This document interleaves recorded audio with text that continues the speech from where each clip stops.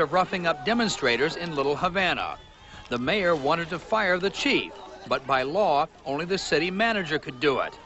But manager Donald Warshaw, a former Miami police chief himself, refused. In fact, he praised Chief O'Brien. So at a crowded city commission meeting Thursday night, Mayor Carollo fired city manager Warshaw, claiming it had nothing to do with the Elian Gonzalez case. I hereby remove you from your position as city manager. Please, no. The fired Warshaw said he was sorry about what was happening to the city he loves. I'll be damned if I'm going to let anybody, as I walk out the door, make me feel that I've done anything wrong. I love this city. I love this town. I ain't going anywhere. Political observers say Miami has a long way to go to repair the damage of the Elian Gonzalez case. Another big protest rally is scheduled for Saturday afternoon in Miami's Little Havana.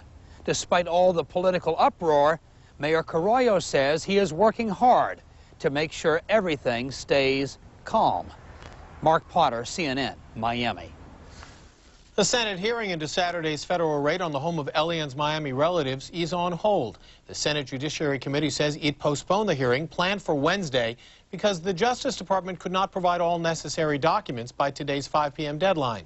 The Justice Department, however, refuses to take the blame, saying it was given just 24 hours to produce an extensive amount of documents. Nearly 1 week after being taken from Miami, Elian is visiting with some Cuban classmates. 4 of Elian's friends are at the Maryland estate where he is staying with his father, stepmother, and baby half-brother. A freelance photographer released new pictures today showing Elian playing with his family. One Cuban is among the nearly 300 Haitians rescued by the U.S. Coast Guard in the Bahamas. They are being deported. They were spotted on a deserted island Wednesday night, 5 days after setting sail from Haiti. As many as 14 people are believed to have died on that voyage. Officials say most of the survivors are in fair condition, with dozens suffering exposure and dehydration. So far this year, 2,500 Haitian migrants have been detained in the Bahamas. To Election 2000 now, and Al Gore's new education proposal made on George W. Bush's home turf. In Dallas, Gore told the National Conference of Black Mayors he would withhold federal money from states if student test scores do not improve. He said he would make the money available directly to individual schools with reform plans. And this reminder, Al Gore will be Wolf Blitzer's guest Sunday on Late Edition, his first Sunday talk show appearance of the year. That's at noon Eastern, 9 a.m. Pacific. Also on Late Edition Sunday, former GOP presidential candidate John McCain will stand in for New York Mayor Rudy Giuliani. Giuliani says he probably will cut his Senate campaign appearances in half while he and his doctors decide the best course of treatment for his prostate cancer. Giuliani says new tests showed the disease has not spread. Coming up next in our Moneyline segment, the many facets of Microsoft. An inside look at the company in the center of a legal firestorm. Also, Vietnam revisited. I never ever thought of a person. When I pulled the trigger, I never ever thought of a person. I thought of the enemy. Later, one American's past success as a sniper in Vietnam catches up with him. CNN's coverage. 5 people today in a 2-county rampage in suburban Pittsburgh, Pennsylvania. One other person was critically wounded, and a suspect is in custody. Police say the man started shooting at his neighbor's home and moved to several minority-owned businesses. 2 synagogues also were fired on, but no one was hurt there. More on today's top story, the government recommendations on Microsoft, and the day's market action now with Tony Guida and tonight's Moneyline update. Tony? Jim, Wall Street was kind to Microsoft today. The street took its pound of flesh out of that stock a while ago. Now it's slicing some fat off old blue chips. Details next on the Moneyline update.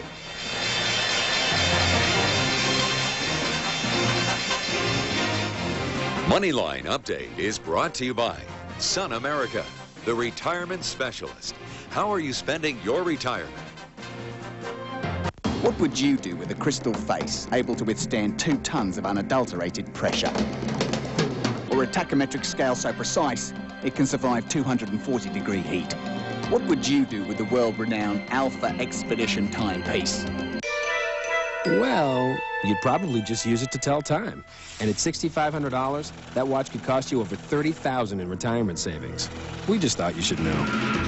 Ask a financial advisor about Sun America, the retirement specialist.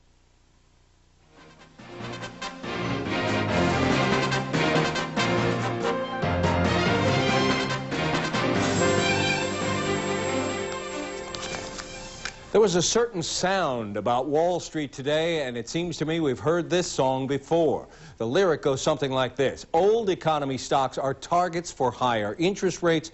Tech stocks will weather the coming storm. And so, interest rate jitters punished the Dow by 154 points. It closed at 10,733. Financial stocks, as expected, took the brunt. The techs continued to sit up and take nourishment. The NASDAQ gained 86 points to 3860. The composite gained 216 points for the week. Bonds bounced higher, breaking a losing streak. The 10-year note gained 2/32, the yield at 6.21%.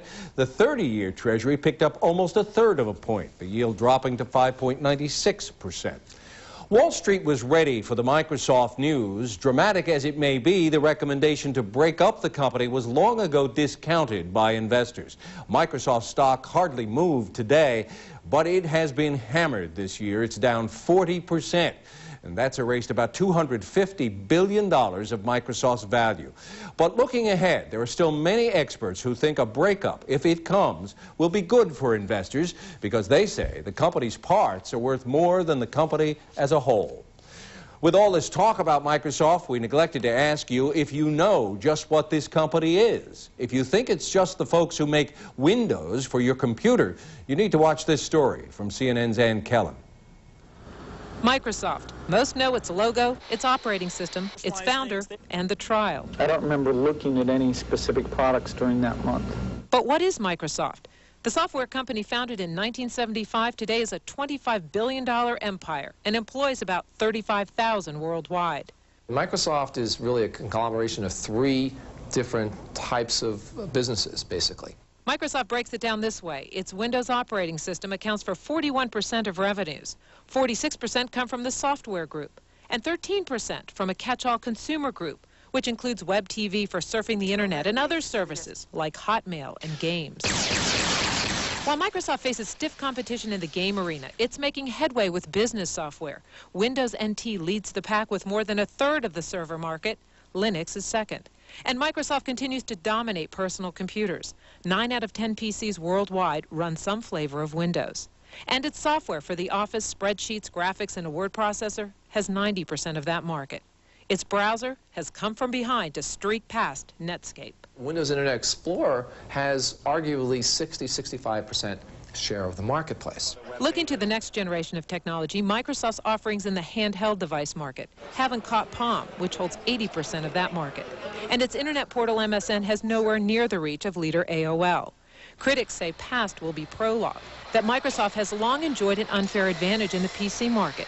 Its software and browser are bundled with its operating system, and all three are often included in the price of a new computer. Some fear that type of stronghold is continuing in other areas. Its Windows 2000 for servers, for example, provides features that only run if other computers run Microsoft software as well. So for now, the empire continues. The company's slogan, "Where do you want to go today?" Microsoft tries to answer that, taking you full circle.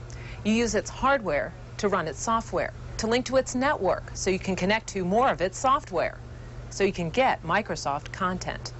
Ann Kellen, CNN, Atlanta. Legendary financier George Soros is trying to pick up the pieces of his investment empire. Soros has seen his $8.5 billion hedge fund shattered by heavy losses in technology stocks. His top two fund managers resigned. The quantum funds manager, who delivered gold-plated returns for 12 years, admitted, quote, "I screwed up. I should have got out of the NASDAQ in February." And what might be a lesson for small investors, he added this: "This business is a bit like a drug. When you're doing well, it's hard to quit." Ford has been ordered to pay $2.8 million to the family of a Texas toddler who was paralyzed by a deploying airbag. That's only part of a $20 million verdict against Ford for the 1998 accident. The company and the family agreed on a total payment less than the full verdict, but how much more Ford eventually may pay, will never be known, or might never be known. Keeping you ahead of the curve, economic news could steal the spotlight next week. The most important figures are due out on Friday, and those are the April employment report numbers. Also expected, the latest on the manufacturing sector, construction spending, first quarter productivity, and new home sales. On the earnings front, two more Dow components, AT&T and Walt Disney, are expected to report, as well as Healthy on WebMD, Global Crossing, and Cigna. For the first look at the morning business news, get ahead of the curve every weekday morning at 5 Eastern. And for the full day story, watch Moneyline at 6:30 p.m. Eastern. Also, you can get free stock quotes and advice on personal finance on our website anytime you want. That's cnnfn.com. And that's tonight's Moneyline update. Let's return now to Jim Moret. Jim? Thank you, Tony. Vietnam in focus next.